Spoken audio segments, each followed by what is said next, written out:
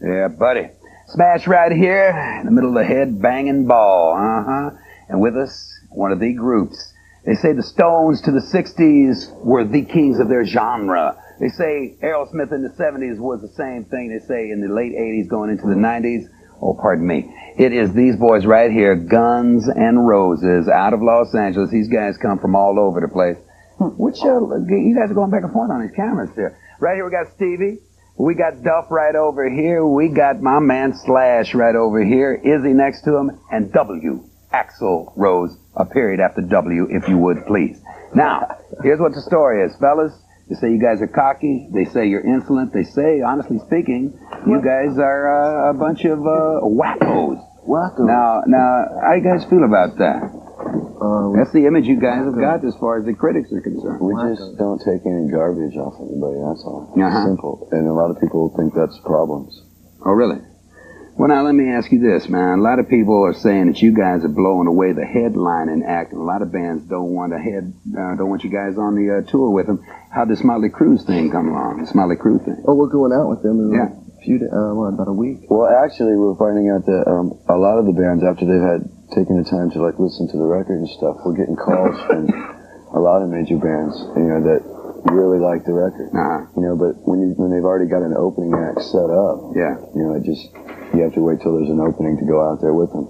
I like what we're doing because the tours we're like doing a little bit with this band, a little bit with this band, rather than doing like a whole year with one act. Well, I read somewhere where you guys have a situation where you don't necessarily like certain acts. Let me throw out some names. Aerosmith, how you guys feel about that? No, it's not. I mean, it's not even getting to that point. I mean, it's like the question you ask about, like the bands and how do they feel. It's like with Crew, they probably don't care. I mean, they just want to have a good time. We did with the Cult. That was a great one too. Yeah. As far as the other bands, we don't even pay attention to what's going on with them. Aerosmith's a great band. We've been trying to work out something with them for a while. It's just always conflicting schedules. Yeah. Welcome to the Jungle is the first release off of this new album. We're going to take a look at this clip. What kind of jungle are we talking about here, fella? Talking about the concrete, the streets, the city, and basically what being exposed to like news and everything else of the city, what it can do to you and how it can affect you. Do you guys have a little problem getting this thing on TV?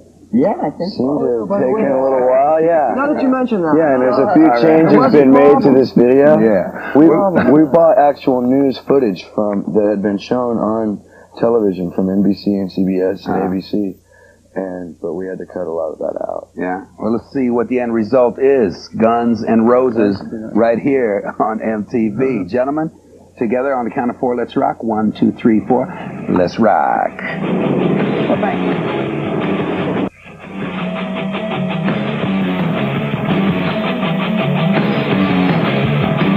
Headbanging. MTV smash right here. Guns N' Roses with me right now. Fellas, got to ask you, what in the world is this here from the inner sleeve? You were looking at the album covered here, but I got to ask the inner sleeve, man. What kind of picture? What is this picture all about here, man? That's a postcard. Highly satanic. That's a postcard. Oh, really? That's a picture. As I understand it, this was banned by the record company. No, it wasn't banned by the record company. It was banned by a lot of stores. The record company was actually pretty much into it. It was banned by Warner Brothers. They wouldn't produce the album cover that way. So we had to hire an independent artist to put the album cover together. It's a Robert Williams painting. Right. He does a lot of shows here in New York and in LA and all over the world. And it's more of an underground comics artist. That's that painting sold in 1978 for $10,000. Oh, really? Yeah. No kidding. So now it's worth a lot more. Well, now, on your album notes, I wrote here that it says, special thanks to all the teachers, preachers, cops, and elders who never believed. The meaning therein, gentlemen? Just people that didn't believe in what, So in other words, you are holding one finger very, very high in front of their faces. Yeah, when you were a kid, going, well, listen to this music. No, you'll never get anywhere doing that. Yeah, we will. You wait and see. Well, I tell you what, you guys got a good reputation out there on the road, man. I know it was rough the first night out there at the Marquee in England, as I understand it, but you guys are kicking ass right now, huh? Oh, yeah. All the skates have been... Well, I also hear that went from the Marquee to the Odeon there. Yeah. Well, you guys are kicking ass now, man. I mean, all over the place. You just played at the Ritz last night. No, it's last night because it's Saturday. Where's your head at? Yeah, man. Flash, man, this guy's in another world here. Well, here's what I got to ask, because I understand it. When you guys go, you are very well known. No. You guys, I understand it, are very well known for your interior decorating capabilities, along with great rock and roll. 5 degrees. And as I understand, you guys have redecorated many a motel room, and I look at this beautiful We break facade we have here. all the time. Gentlemen, if I gave you 30 seconds, do you think that... Let's tell these real quick. we got some dates coming up? Go What's on. some hotels that we're going to be visiting? What motels do we have to look forward to? It's our motel tour, see? Yes. Anyhow, we're playing October 23rd at the Ritz.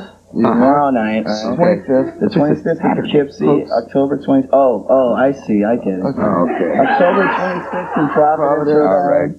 October 27th in Boston. And October 29th in Lemoore in Brooklyn. Well, fellas, with this Tell that girl appetite for destruction. sunglasses No problem. If appetite for destruction is any indication, you guys are going to destroy a whole lot when it comes to rock and roll. Good luck to you. And I'm going to ask you guys now, I'm going to give you 30 seconds to redecorate this room. On your march, set, go. Ladies and gentlemen, what we have before us here is redecoration unlike any I've ever seen. Oh my God, ladies and gentlemen, you know, it's starting to look a little more like home. These boys have such a touch. They have such a beautiful artistry about them. Oh, I have never in my life ever seen anything done like this. This is a wrecking crew. Unbelievable.